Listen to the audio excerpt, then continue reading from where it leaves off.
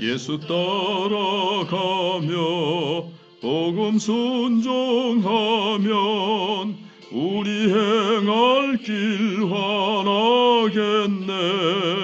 주를 의지하며 순종하는 자를 주가 늘 함께 하시리라. 의지하고 순종하는 길은 예수 안에 즐겁고 복된 길이로다. 해를 당하거나 우리 고생할 때 주가 위로해 주시겠네. 주를 의지하며 순종하는 자를 주가 안위해 주시리라. 의지하고 순종하는 길은 예수 안에 즐겁고 복된 길이로다. 남의 짐을 지고 따위로 하면 주가 상급을 주시겠네. 주를 의지하며 순종하는 자를 항상 복 내려 주시리라.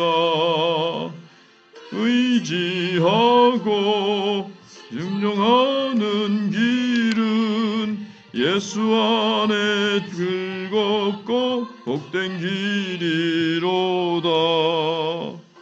받은 것을 주께 다 드리면 우리 기쁨이 넘치겠네.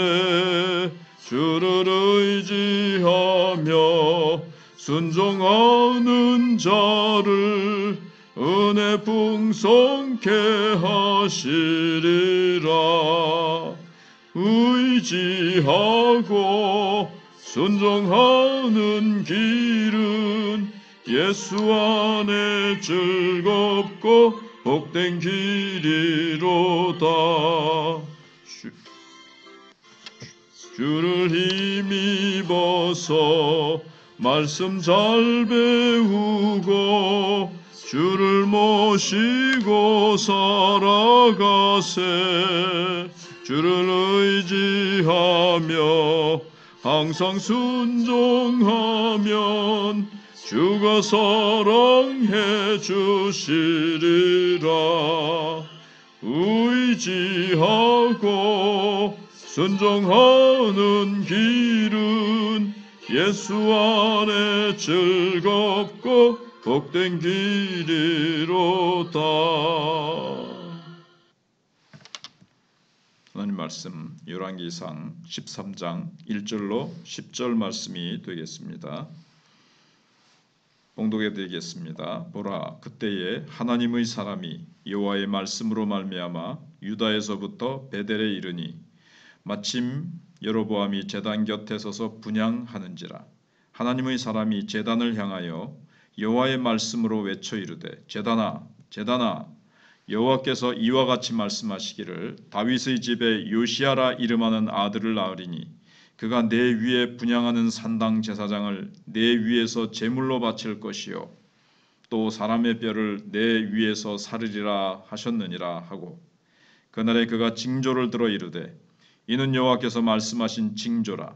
제단이 갈라지며 그 위에 있는 재가 쏟아지리라 하매 여로보암 왕이 하나님의 사람이 베델에 있는 제단을 향하여 외쳐 말함을 들을 때에 제단에서 손을 펴며 그를 잡으라 하더라.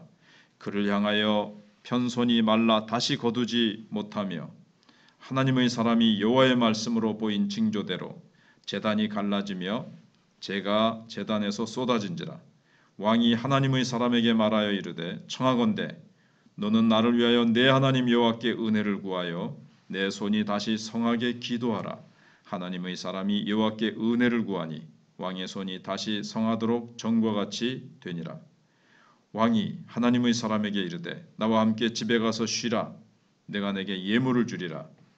하나님의 사람이 왕께 대답하되 왕께서 왕의 집 절반을 내게 준다 할지라도 나는 왕과 함께 들어가지도 아니하고 이곳에서는 떡도 먹지 아니하고 물도 마시지 아니하리니 이는 곧 여호와의 말씀이 내게 명령하여 이르시기를 떡도 먹지 말며 물도 마시지 말고 왔던 길로 되돌아가지 말라 하셨음이니이다 하고 이에 다른 길로 가고 자기가 베델에 오던 길로 되돌아가지도 아니하니라. 아멘. 오늘 말씀의 주제는 심판하지 않는 하나님을 만들려는 시대의 수작에 넘어가서는 안 된다라는 것입니다. 왜 심판 없는 하나님은 하나님이 되실 수 없는가를 우리가 생각해 봅시다. 심판을 믿지 않는 시대입니다. 심판하시는 하나님은 하나님답지 않다고 생각합니다. 하나님 생각해 주는 척하지만 사실은 자신들이 어떻게 살든 상관하지 않는 하나님을 만들려고 할 뿐인 거죠. 심판하실 수 없는 하나님의 사랑은 진정한 사랑이 아닙니다. 심판만이 사랑을 사랑되게 합니다. 본문을 생각해 보면요. 첫 번째, 반드시 시행될 심판입니다. 선지자는 여로보암 왕이 불법적으로 제사하고 있는 자리에 나타나 심판을 선포합니다.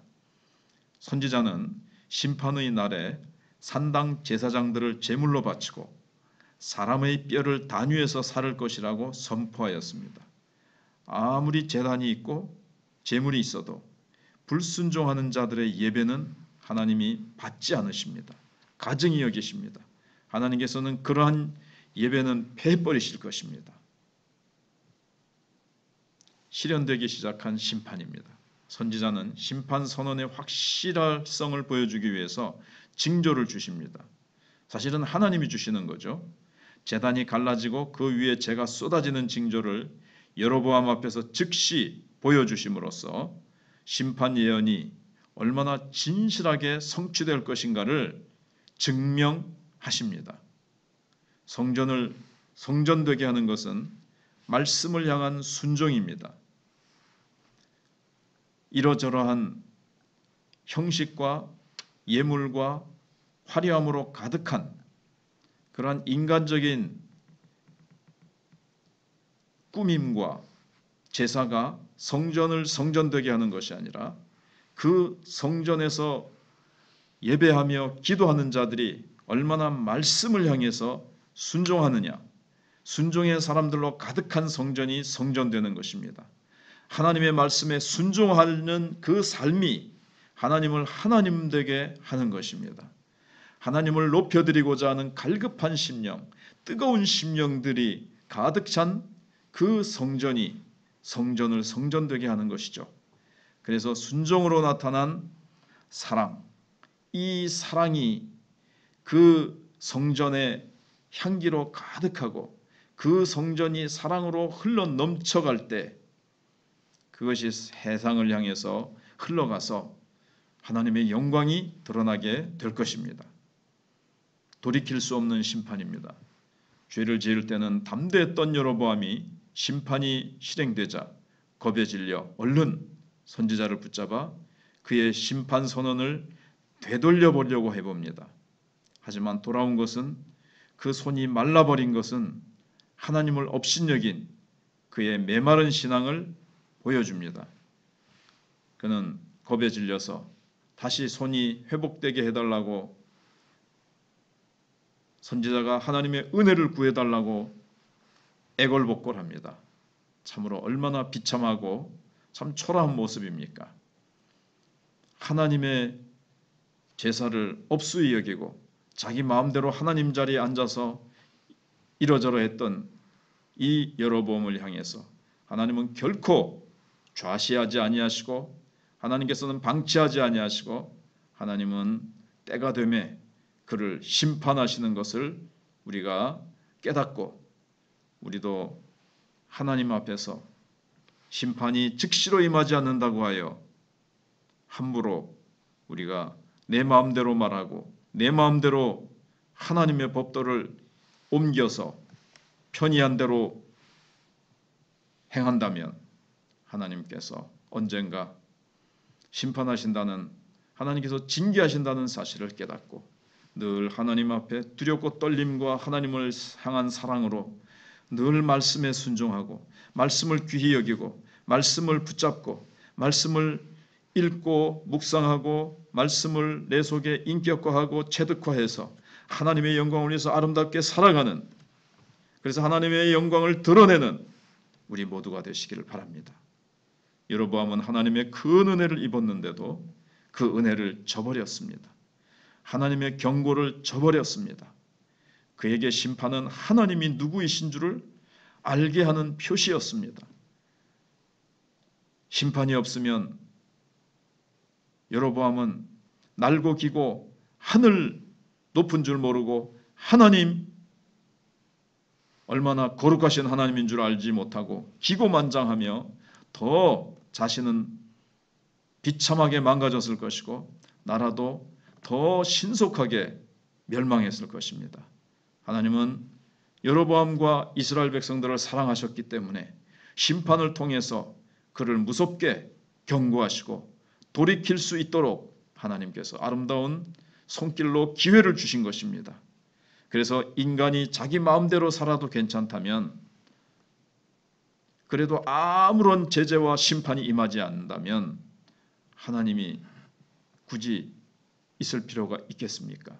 물론 이 말은 굉장히 어폐가 있는 말이지만 결코 인간이 자기 마음대로 살아도 괜찮다는 의식을 가진다면 얼마나 무시무시한 결과를 가져오는가. 하나님은 반드시 살아계셔서 인간이 자기 마음대로 자기가 하나님 되는 것을 용납하지 아니하시고 인간 스스로가 자기를 우상화하는, 신격화하는 이 모습을 하나님은 내버려 두지 아니하십니다. 그것은 우리가 스스로를 마귀처럼 만드는 것이요, 하나님을 대적하는 것이요, 하나님은 자신의 영광을 결코 그 누구에게도 빼앗기지 아니하시기 때문에 그렇습니다.